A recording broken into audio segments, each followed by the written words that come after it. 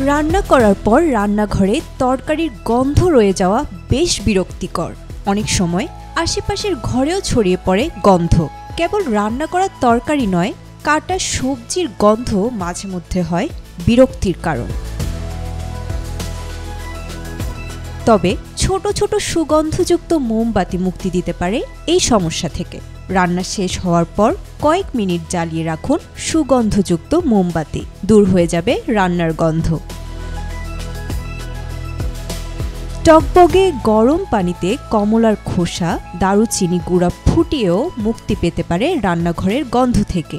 সবজি কাটার জন্য কাঠের কাটিং বোর্ড ব্যবহার করলে কমতে পারে রান্নাঘরের গন্ধ, কারণ এগুলো শোষণ করে নেয় অতিরিক্ত গন্ধ। পেঁয়াজ, আদা এগুলো কাটার পর বোর্ড ভালো করে পরিষ্কার করে মুছে রাখুন। রান্নার সময় তেল ছিটে পড়ে অনেক সময় গন্ধ হয় রান্নাঘর, তাই রান্নাঘরের দেয়াল, সিলিং, তৈজসপত্র সবকিছু পরিষ্কার করুন নিয়মিত। রান্না শেষে অল্প কিছুক্ষণ জ্বালিয়ে রাখতে পারেন ইলেকট্রনিক চিমনি। এর ধোঁয়া দ্রুত রান্নার গন্ধ দূর করতে সাহায্য করে। রান্নাঘরে ব্যবহার করুন এক্সস্ট ফ্যান।